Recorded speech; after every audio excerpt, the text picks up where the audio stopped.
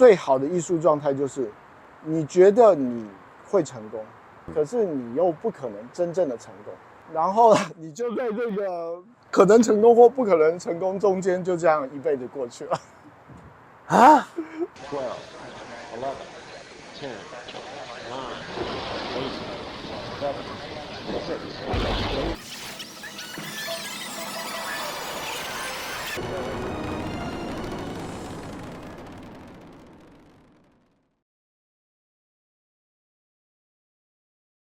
哎呦 ，Welcome to Painterverse， 是关于绘画以及画家的频道。但是今天我们又来访我们第一个访的艺术家汪正祥。OK， 但是今天我们有个副标题啦，唐伯虎与忽必烈的对谈，一个这种文弱的、文质彬彬的、讲话温柔的，对象像我这种讲话如此霸气的这样的创作者的类型。我们现在聊聊你最近的这个 podcast 叫什么名字，跟大家介绍一下。我叫旁观的方式，就是有一堆摄影观跟当代艺术的绯闻。我们今天这集要谈艺术界这种对于成功的想象、成功的样态到底是怎么来的？你有没有想要成功？有啊，特别每次驻村之后，你就会特别觉得啊，我要积极一点，因为我在那边碰到很多年轻的艺术家嘛，然后我就碰到一个中国艺术家，他大概才26、27岁吧，他就非常的努力，他也拿到日本的艺术家签证。最让我震惊的是，他给我看他的作品集这么厚，我就翻他的作品集，东西都非常厉害。我就觉得这一切就告诉我一件事，就是可能真的有人是认真把艺术当事业，因为我早就不觉得艺术可以是一个事业了。我觉得在台湾我们很容易有这个感觉嘛，可是你在国外你碰到那些人，他们就是认真的在经营网站，认真的在投各种艺廊，然后申请艺术家签证，你就会被影响了，就觉得说我也要开始努力经营我的 IG， 然后就对，其实也没做什么事，就是开始把作品传到 IG 上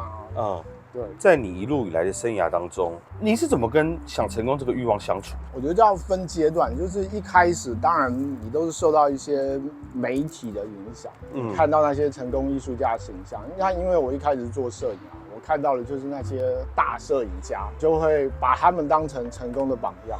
我那个时候想象就是什么是成功的摄影家，拍了几组很厉害的作品，就会被人家邀请来持续的拍一些案子，有些是商业的，有些是艺术的，然后呢，你就会成为一个大摄影家，深山大道啊，荒木经惟那个样子。就一开始你的想象都这样，但是到后来你就会发现说，那个想象离你很遥远，而且你慢慢认清楚台湾的环境，台湾基本上不太可能出现这样的情况。你开始就会比较注意到艺术机构，因为对你来讲，成功的艺术家就是能够跟机构合作的艺术家。我有很长一段时间，我的想法就是这样。投美术馆啊，申请各种补助啊，希望跟机构建立关系啊。但是这样子弄了几年之后，你也会发觉说，你的东西根本就不适合。机构有它的标准在，那我做的那些东西，其实我现在自己看，就是要我是策展人，我也不会找我去机构做什么展览。这个梦想也慢慢的破灭，就会开始对所谓的成功这件事越来越不抱任何希望。我觉得很多人应该都是这样，就是一开始很有热情的想要成为一个成功艺术家，慢慢的你就会变成就是对艺术家这个词一听到就有一种负面想象，就觉得艺术家这个词好虚幻，好远离生活。什么是成功的艺术家？可能就只是你能够维持一个稳定的生活。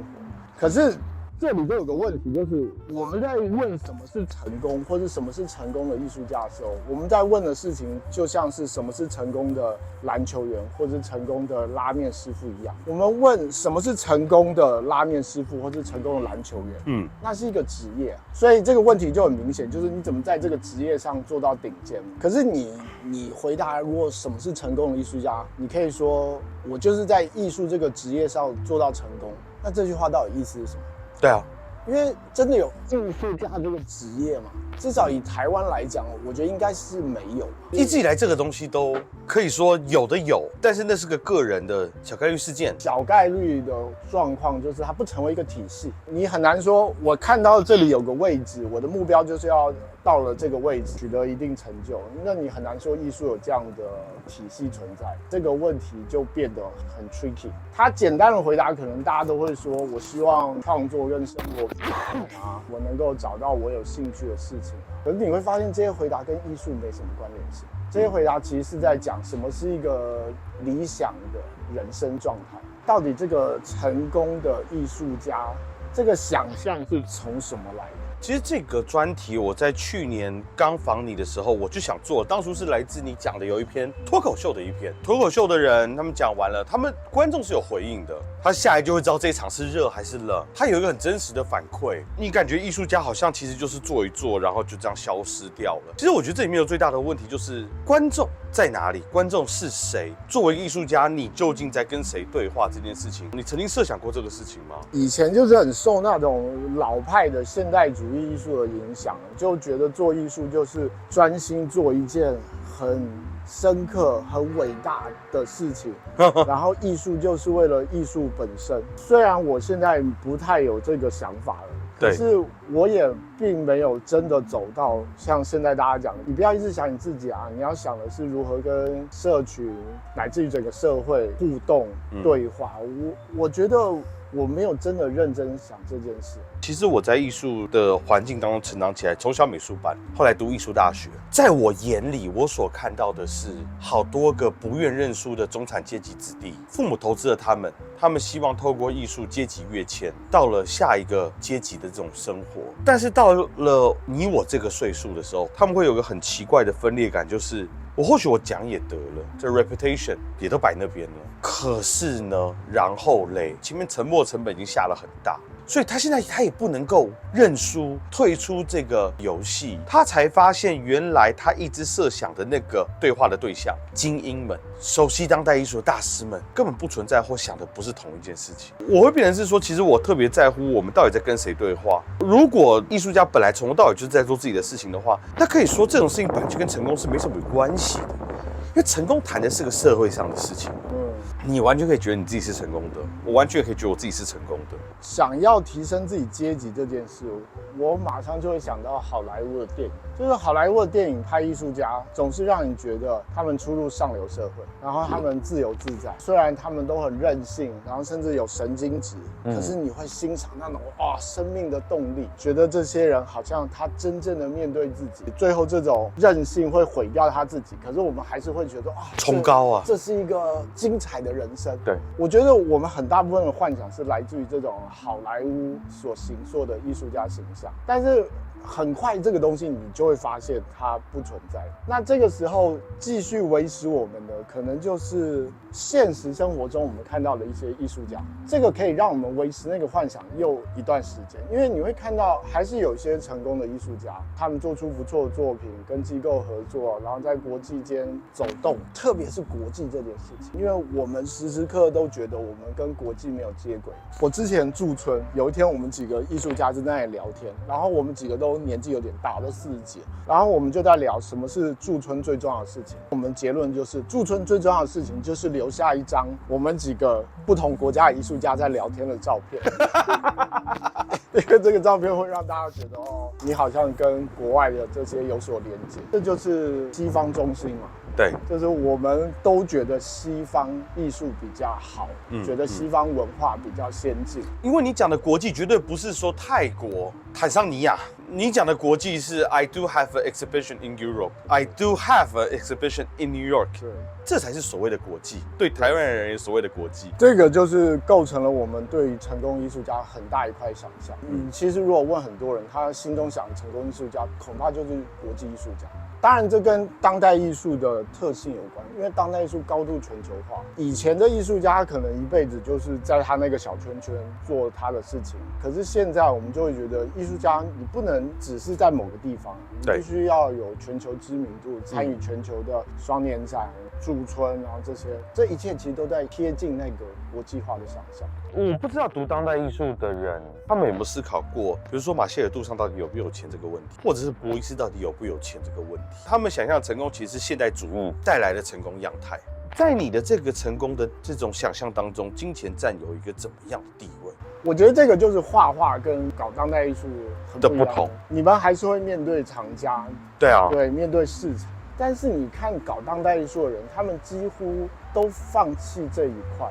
可是你觉得是放弃，就是他们知道没关系，还是他觉得只是现在还没有关系，但以后我会有？哦，这是个好问题。对啊，如果你说杜尚很有钱，我要跟杜尚一样。哦，你的意思是说，他们可能觉得，可能像艾丽亚松这种当代艺术家，他应该有钱。艾丽亚松有没有钱？以艾丽亚松的咖位，跟他平级的画家可能会是他的几十倍有钱。那至少艾丽亚松这是一个当代艺术家觉得可以努力的目标。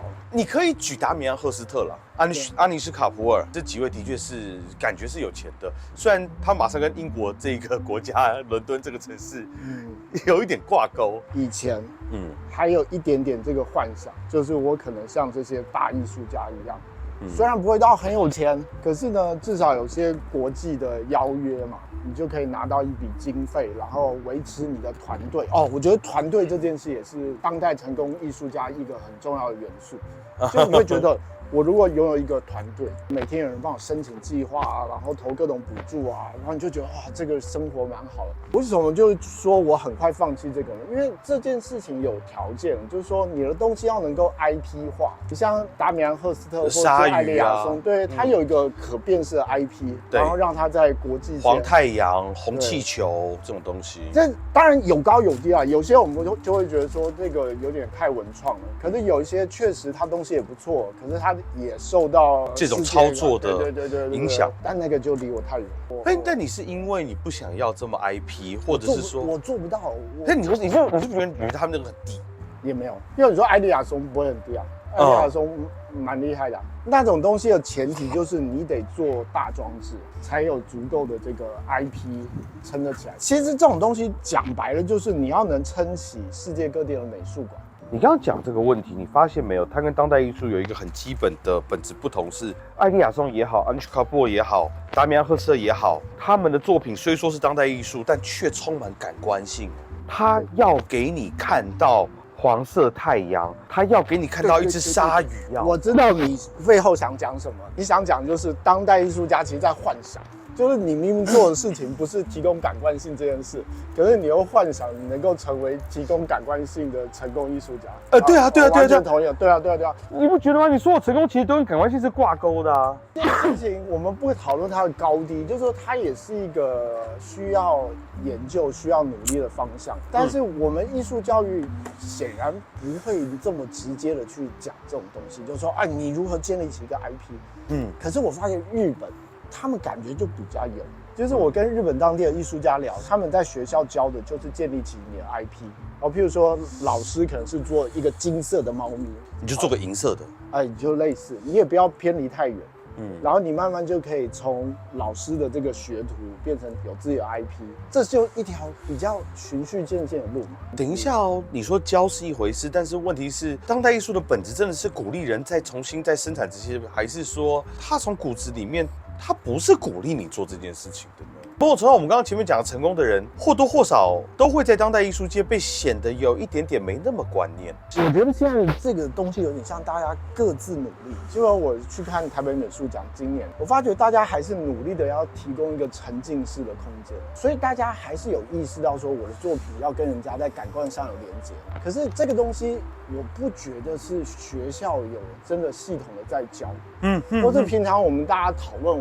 我们好像不太会讲这个。但你觉得，如果我们今天是真的认真讨论当代艺术的学校，我们应该教这个东西吗？你问我，当然我觉得不应该。你觉得不应该，对不对？我做不到，所以我就认为不应该。但你是觉得你做不到，还是你不屑做？我做不到，给你经费你也做不到，给你团队你也做不到，那就是你不屑做了。做不到，所以不屑做。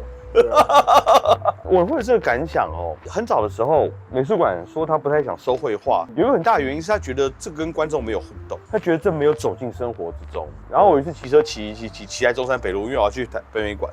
中山北路跟民权交叉口上面有一个那种电子的扛棒，号称全台湾第一家3D 的那个东西。那我就觉得，那美术馆会不会觉得这就非常有互动？这个就要进入小论文时间了，这不就是那个 Michael Fry 讲的艺术与悟性，他就看到了问题吗？就那个年代不是从后抽象表现主义到极简嘛？那他就不喜欢极简，因为他觉得极简就做一个东西在那里，然后大家在那里感受艺术带来的一种时间性的体验。可是显然他错了吧？因为当代艺术把这一块发展得更完整。就 Michael Fry 的艺术是我盯着一个绘画，我感受到某种启示。可是极简到后面的当代艺术，它是让你进入到一个空间当中去体验。对，这个跟绘画在瞬间带来的启示是两码事。那我们可以说，成功的当代艺术，它就是能够成功经营出这样的体验。但是要跟别的东西比，体验这种东西生活中无处不在，何必要去到那个场域里面才特别有呢？我看今年台北双年展，我就有一个感觉，就是好多艺术品都努力的要给我体验，然后我都必须很努力的说服自己说，这个体验是很特别的，是比起你，就像你刚刚讲，我在路边看到一个 LED 萤幕，是跟那个体验是不一样。但是，一旦我有这种人家想要给我体验这件事，我的感官就会关起来。为什么？我觉得问题是在于说，当艺术家他想要提供你体验的时候，很多时候他会变成1+1，就是我已经做一个作品出来，然后我接着想要提供你体验，所以他就开始加别的东西。可是我觉得好的艺术作品，它的体验是从这个作品自然产生的，就是它整个是一个东西。所以我们现在会说，所谓的艺术展览，就是把展览当成一个艺术品，这个逻辑是对的。可是这件事很难做，因为大多数时候我们都是做出一个作品，然后再去经营整个空间，这就会变两件事。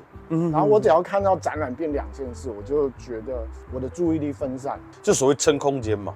但是撑空间某种程度上就是一些成功艺术家该烦恼的事情。那你看这样答案就蛮清晰的其实你对这东西是有批判的。我觉得我们要保留其他艺术的可能。比如说像这次台北双年展有几件作品，它感觉不是撑空间的，像有一个它是放了几个石油桶嘛，然后弄了一个长长的木头，然后那个木头好像是象征的某种单位，它其实就在讲殖民决定了单位这件事。那我觉得很好，很关键啊。这个东西看起来没什么美感，但是它对我的冲击很大，因为它很直白的就讲了殖民不只是暴力，所谓殖民是决定了你的世界观。单位，对，你的世界观，所以我蛮喜欢这类作品。然后另外还有一个，他就是弄一个铁笼，然后里面放一些像血块一样的玻璃。以前我会觉得这个作品太直白，可是我现在就觉得哇，这个作品好有力量。就是我看到那个作品，我马上就会想象，可能真的在世界上某个地方，就有人被压在这些铁条当中，然后流出了一滩血。这个是我比较有印象的两个，当然都不是撑空间。回过头来讲，就是说有关于成功这件事情当你发现你所处在的条件让你可能没办法成为那个成功的艺术家，那你要怎么样去看待你在创作里面投入的心力？我觉得首先我就放弃了这是一个事业这件事，因为如果你认为是事业，你就有很高的期待。那如果它不是事业，那它是什么呢？它就是一个兴趣，就像我喜欢打篮球一样，这是一个兴趣。我没有完全接受这件事，但是如果我能完全接受，我觉得我就能够面对这些。因为比如说我以前很喜欢自己跑到篮球场练胯下运球，这个东西对我的事业没有任何帮助啊，我永远不可能打到职业比赛可是我还是觉得很快乐那我就回想，就说创作有没有办法提供这个快乐呢？你仔细想想，还是蛮开心的。就是你想到一个有趣的概念，然后你把它做出来，然后又再想一个有趣的概念，再把它做出来，这件事感觉可以一直持续下去。我前阵听一个 podcast， 他专门反驳基督教，然后就有一个信徒就问他说：“如果你不相信神，那人生有什么意义？”他就说他不知道什么是意义，但是他觉得意义这件事跟赌博很像。赌徒他并不真的期待赚很多钱，或者说他赚到很多钱并不是他最快乐的原因。赌徒快乐的原因是因为得失之间，对，我不确定，我觉得我有可能赚钱，我也有可能失败，然后他可以一直满足在这种不确定当中，没有人知道我们可不可以上天堂。可是你又感觉你做了一些事情，好像你就会得救。那艺术，如果我们把它用这个逻辑去想，最好的艺术状态就是，你觉得你会成功，可是你又不可能真正的成功，然后你就在这个可能成功或不可能成功中间就这样一辈子过去了。啊，这就会让你一辈子都有事做。但是会让你做这个事情，并不是因为你一直想要去赌吧？我举个例子，譬如说我们刚开始办展览的时候，其实我们都很开心，或是第一次驻村的时候，我们都很开心。那个开心其实就在于我们不确定，我们觉得我们做的一切事情，好像将来都会带来某种回报。但是随着你年纪渐长，你越来越看到这一切是怎么运作的时候，这个快感就会逐渐降低。驻村就是换个地方活着，办展览就是花钱，然后几个朋友来这里尬聊，你就会发现这一切都没有什么意义，你就没有办法像赌徒那样开心。我们都会有感觉，就是艺术很虚幻，特别是你过了一个年纪，你就会觉得每天在这里讲这些理论，都远离了生活，就是都没有好好吃饭、好好睡觉。可是回头来想，就是当年你抱着各种幻想，那个时候也蛮开心的。周星驰有部片《喜剧之王》，那个人是不是就很像一开始我们学艺术的状态？周星驰就是一个很废的演员嘛，对，他每天就在那里唠理论，演技要有几个层次啊什么。当然，这整部片就是一个觉醒的过程嘛，他慢慢幻灭了，然后他面对各种现实问题。可是我觉得那部片就会让你感觉，就是那个以前爱咬文嚼字、爱唠理论的周星驰也很可爱啊。他并没有就觉得以前那样子就是一个很远离生活的状态，因为那是他的生活。对啊，为什么这件事很难说有一个觉醒的那个时间点，就是在于我们刚刚讲了一大串，其实都是关于人如何面对自己的幻想、认清这件事情。这件事是很难用说的去把它讲清楚。就是你看有些老师，他看学生，他就觉得你做这些都白费，然后他就得很努力的想要告诉学生哪个是正确的路。一个是做不到，另外一个就是其实这个老师讲的东西也不会是什么正确的道理，他只是以他自己的生命经验想象出来。换个方面来讲，就是人在年轻的时候，他之所以有那些幻想，是跟他整个生活条件相关的。就譬如说我最近参加一个视障的座谈，我就很想要告诉视障的创作者说，你可以做观念艺术，因为观念艺术或是当代艺术不需要你仰赖视觉嘛，对啊，而且你甚至可以找人帮你做嘛。对。可是我会发现说，对他们来讲，这个东西太遥远，而且以他们的状态，视障者本来就生活很困难，那当他要让人家看见他的东西，他势必还是得做那些很有生命故事的，甚至于在视觉上很吸睛的。这个最奇怪，就是说视障创作者为什么需要做很缤纷的东西？我后来发现，那其实是大家对于视障者努力克服他感官缺陷的一种肯定。就是你虽然看不见，可是你做出来的东西还是这么的漂亮。那但是你想，如果今天一个视障创作者委托制作，大家一定就觉得没有克服，这没有感动。对，视障创作者会走那个路线，跟他们所处的整个生活条件是紧密联系的。那我们也一样，我们年轻的时候，我们会选择那一些，也是跟我们当时所拥有的种种环境天赋是有关的，对话的对象相关的。对，你很难就像给他一巴掌，你醒来吧，不可能。什么是官迷？简单说就是这样子。在艺术界投入的人呢，我们建议要成功来讲，你要么是黄巢朱元璋，你要么是岳飞。一个人死在他效忠的王朝底下，但是他在历史上保留全尸，保留体面的名字。你要么是改朝历代，创造一个新时代。可是现在艺术界的人们都想要当一个首辅、宰相、军机处大臣而已，他们想把自己塞在一个体制内，然后他们总幻想到了那个体制之后，这些观众就无条件的调转枪头回到了现在在体制内那个神要的那个人的身上。但其实从头到尾就不是这样子。说白了，要让艺术界成功这件事情有方法。第一个就是说，你的普及教育，你的整体投入到底有没有做到？我讲一个很好玩的数字给你听哦。以前巴黎印象派以前的沙龙观展人数一年可以到达89万，比卡塞尔文献奖还多4万。但那个时代的巴黎，进到沙龙要买门票。好了，之后印象会他们打倒了，全部变成画廊模式。画廊没在乎这些事情，导致于机构也没在乎这件事情。他们在乎的是一种近亲繁殖内部的小圈圈。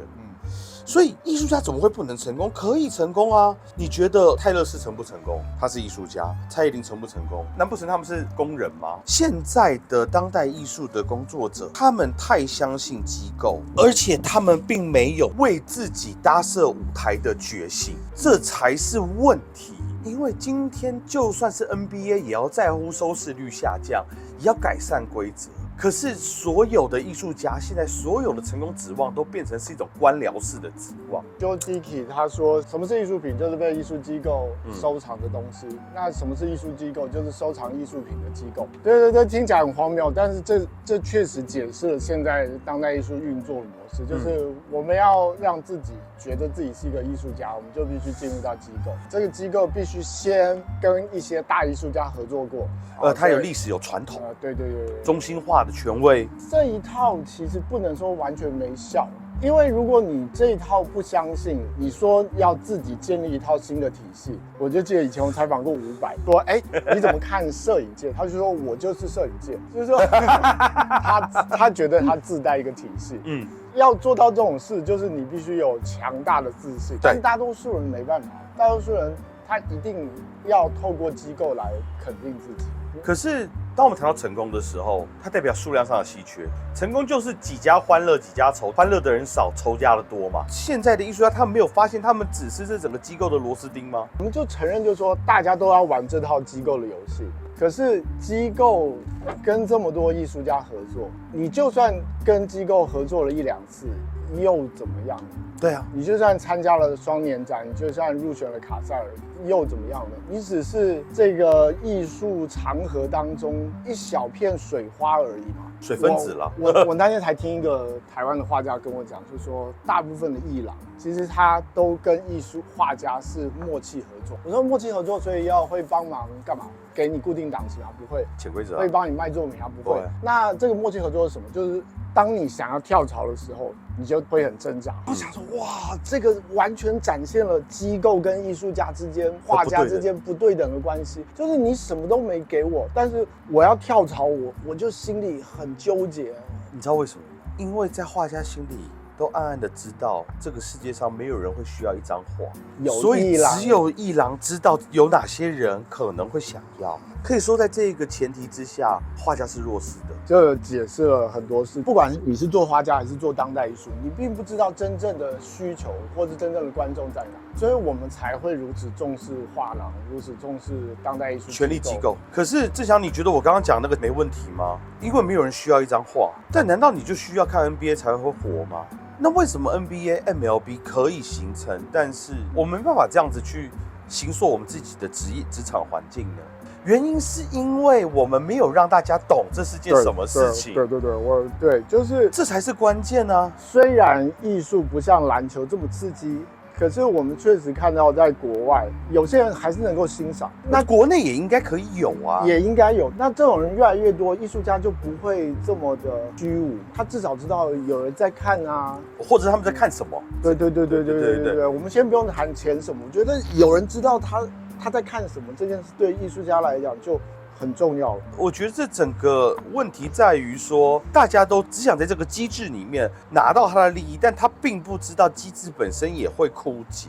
那这个变相又把权力还给这些权力机构，所以他们又变得更加肆无忌惮。对，这是有一点恶性循环，就是说，因为你觉得机构重要，所以你要迎合机构的意志。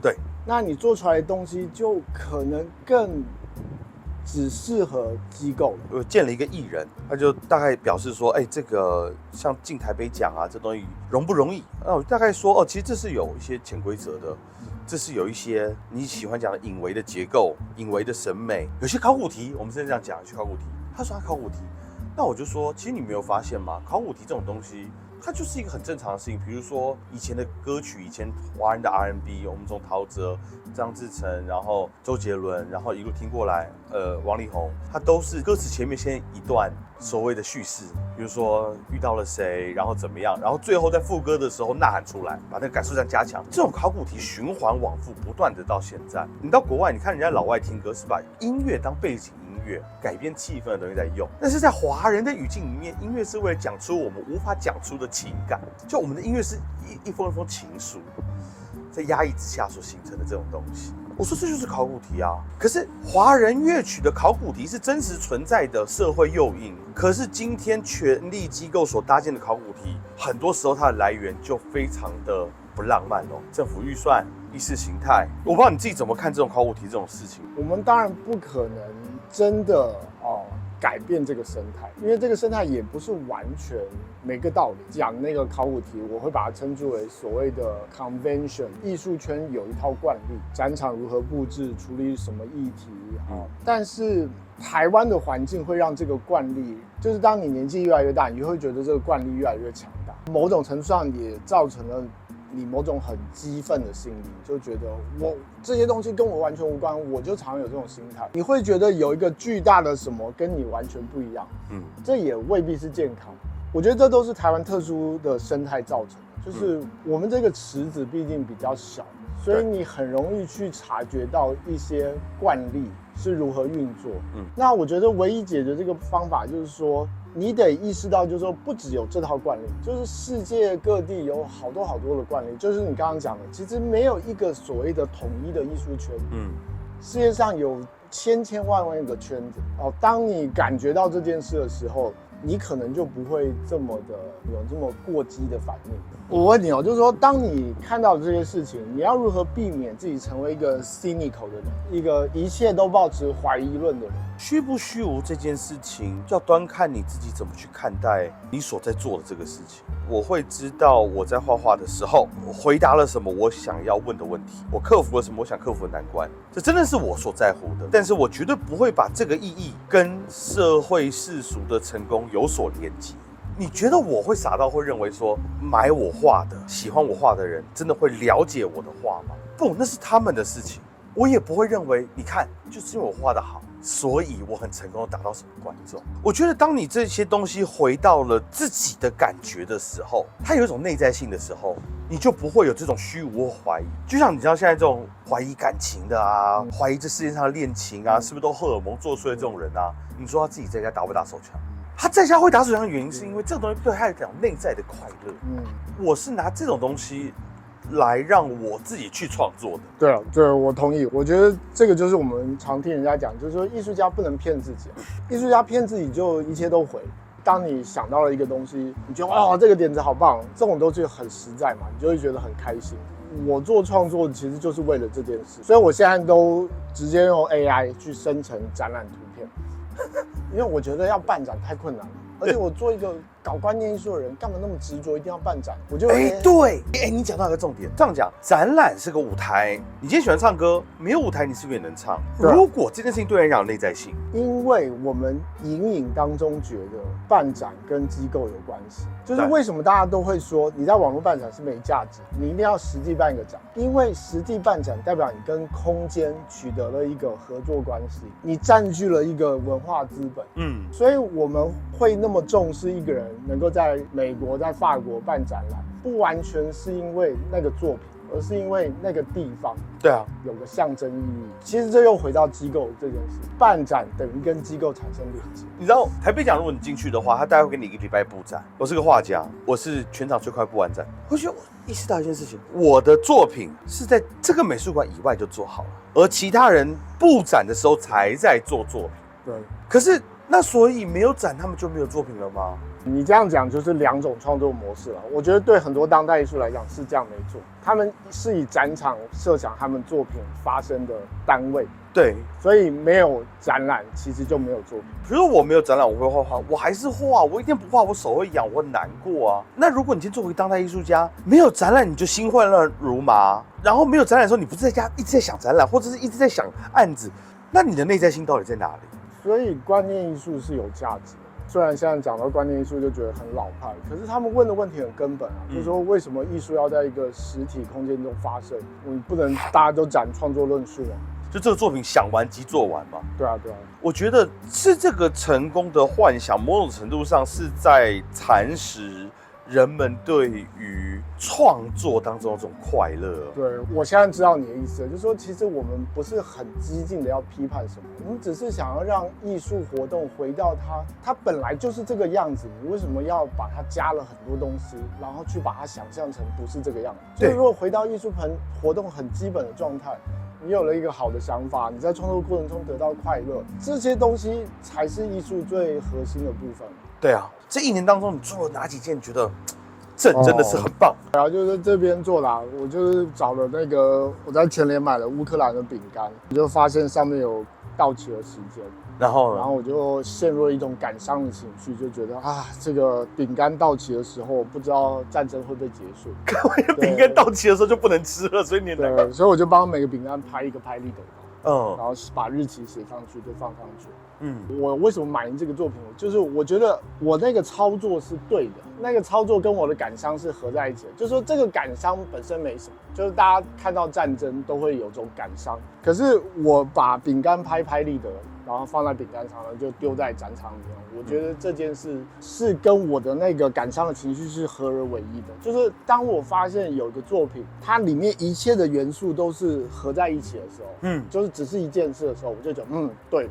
另外一个我满意的作品就是我在京都，然后有一天我吃拉面的时候，我就听到一个日剧的主题曲，这应该是我小时候听过的某个日剧，然后你瞬间就回到了90年代那个感觉。我就想要知道这个日剧到底是谁唱的，我就拿手机去辨识，可是因为那个拉面店太吵，就辨识不出来，我就一直声很高想要去辨识，然后我后来就想说，哇，这整个动作太突兀了。特别在日本那个环境当中，一个人这样子举得很高，他在一边吃拉面，然后我就想说我要做个行为艺术，就是一个人在展场里面，然后有微弱的日剧的音乐，然后他就举高高的，然后想要去辨识。当我没有做出来，我就用 AI 生了一张图。有一个是很系统在做的计划。我那时候来日本之前，我就问 ChatGPT 在日本有拍过哪些电影，在京都，然后他就跟我讲《末代皇帝》，然后我当时就觉得这是错误的资讯，我就请他提供证据，然后他就开始给我各种证据，什么东映印象里面的内部记录啊，导演的访谈啊，然后甚至于比较二条城跟紫禁城末代皇帝，对，紫禁城，他说你看《末代皇帝》里面的紫禁城，那个廊柱跟廊柱的距离其实是2条城的距离。然后他还比较说地面的反光，说紫禁城地面不会反光，可是在京都的2条城地面会反光。然后你看《末代皇帝》就是有反光，就是越讲越真。然后我那时候就想说，哇，这太有趣了，这就是网络时代，就是会冒出很多讯息，你不知道是真是假。所以我就把他所有提供的这些网络资料，我就找来丢到 iPad 里面，然后我展览的其实就是展出一个 iPad， 找中国艺术家做了一个箱子，就是一个很精美的装档案的箱子。然后观众呢就要打开那个箱子，戴上白手套，就一切都要非常慎重。然后开始用白手套来滑那个 iPad， 为什么？因为它滑不动。这是什么意思？我要讲的事情很简单，就是这些证据你根本碰不到，这些网络的证据你根本不知道它存在哪里。我到今天都不知道是真是假，就像你永远抓不动这些东西一样。然后我后面还有附上一整段 ChatGPT 的研究报告，它就在证明这个末代皇帝是在部分在京都拍的，对。全部我们今天做个总结，就是说，当我们聊到成功不成功、国际这一切的想象之后，你浓缩一下你目前创作到现在的状态，还有成功跟你关系的这种东西，你会留下什么比较需要给人的建议？我还有问 ChatGPT 什么是成功的艺术家。我先念一下这个给你。他前面讲了一大段，说每个时代有每个时代成功艺术家，超厉害。然后他最后结论就是在当代能持续生产可被艺术系统理解、展示、资助与书写的工作，同时又看起来对这套系统保持距离与批判，是不是很厉害？我既进入这个系统当中，又对这个保持批判，我就当场就想信他这段话了。就我会跳进来，我会跳出去，你打我呀，那种感觉。你不觉得这个讲得很准吗？一个当代会被认为是成功的艺术家就是这个样子。对，但是我就觉得我们现在就必须要讲出一些 AI 讲不出来的东西，要不然我们就没价值。所以你要讲的是要卖很多。其实创作这件事情有一些很个人的东西，那是创作最重要的起点。但是因为种种原因，我们很容易忽视这个东西。所以我觉得还是时时刻刻自私一点，自己觉得这个东西有不有趣吧。我觉得这件事就是最根本的。我觉得不管你是要做社会议题，还是要做很形式的创作，其实你自己有一个标准，但是人很容易糊弄自己。你会说服你自己说啊，这个其实不错啊，或怎么样。但其实还是回到最根本，就是说，其实观念艺术真的在讲东西这个，你莫名其妙被某个东西打中了，而且这件事情可能跟你也没什么关系。可是这个经验是很特别的。我会觉得，我回顾我所有的创作，就是少数能够算得上成功的，都是这个不知道忽然被什么，对对，火花这件事。所以你说，其实自私一点是没有问题，但这个自私，或者自己爽很重要啦，自己觉得有趣吧。对。但是我马上就会想到，现在网络最上面很多讨论，这就是艺术家自己觉得有趣。这怎么可以称之为艺术？譬如说讲到倪浩啊，关于恋足癖的作品，前几周都在跟大家讨论，就是说到路上可不可以街拍这件事情。我对这件事的回答其实是，别人的感受很重要，但是前提是你要先知道你自己需不需要这样做。你不是说我觉得高兴就可以，而是你真的想要这样做。搞不好你根本不需要透过这个方式来创作。对。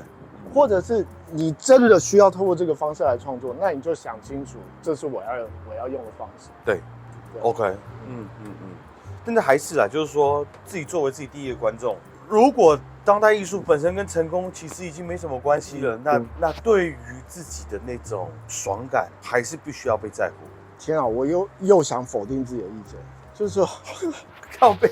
我觉得那个自己的爽感又可能不是自己的感觉，就是我觉得这个是观念艺术跟现代主义的差距，就是现代主义也面对自己啊，观念艺术也面对自己啊，但是观念艺术面对的自己，很多时候是跟自己可能无关的。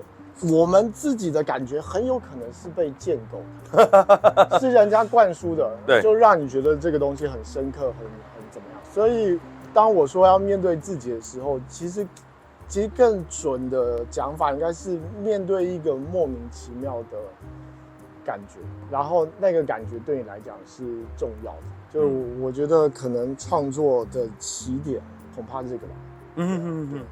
OK， 好，那我们今天的访谈就先到这边告一段落。然后这次 Paniverse 关于绘画以及画家的频道，很高兴这一次邀请了这个我们去年同一个时候就邀访的这个艺术家，我们的流量王。然后请大家有时间的话，也关注郑翔的 Podcast， 好不好？然后我们这期节目就先到这边，感谢大家，谢谢，拜拜。